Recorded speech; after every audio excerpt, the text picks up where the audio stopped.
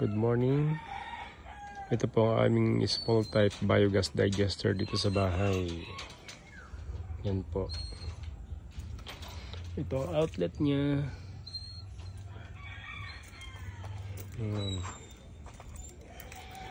Dito naman po ang inlet.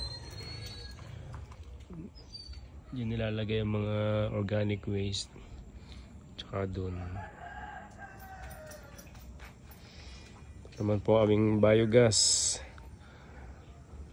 Nakakonect sa aming CR. Ito. Yan. Fully inflated na po ito. Ibig sabihin puno na ng gas. Ite-testing natin ito mamaya. Yan po. Ano po ang kanyang apoy? Todo natin. Yan po. Yan.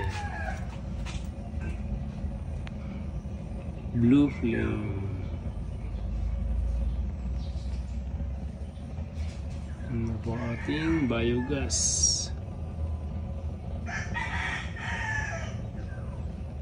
Ating small type biogas.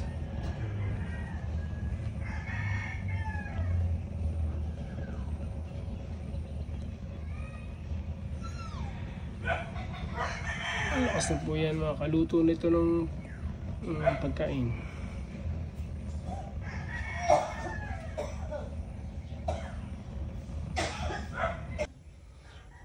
Ito naman po ang ating pressure relief valve.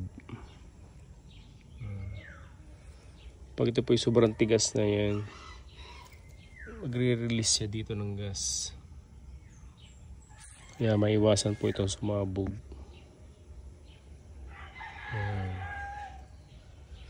Ito kanyang linya, punta dyan, pakayat dun sa taas. Ito naman po ang view dito sa taas. Yan, ito kanyang linya. Ito para dun sa biogas na yun. Ito naman naka-off para dito. Yan, isang linya niya, isa.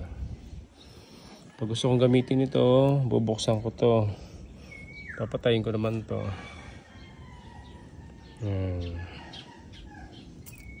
Papunta yan dito. Papunta doon. Papunta doon. Papunta doon.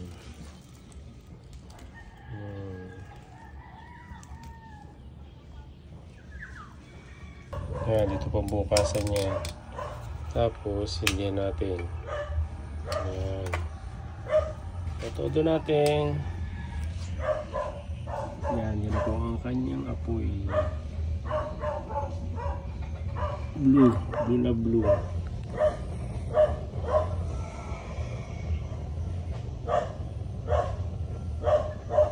Blue flame. Medyo mahangin kaya nalilipad ang apoy niya.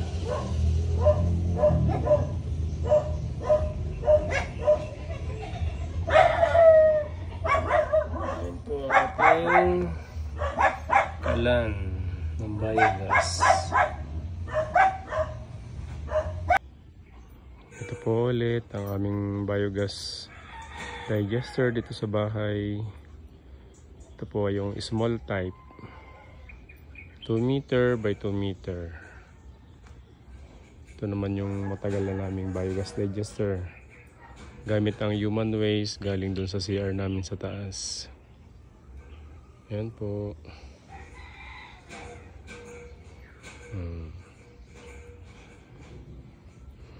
Kitchen waste po nilalagay dito. Yan, dun siya salin. Pwede rin po dito maglagay. Pwede yung mga dumi ng aso. Dumi ng manok. Yan, pwede po. So guys, thank you for watching.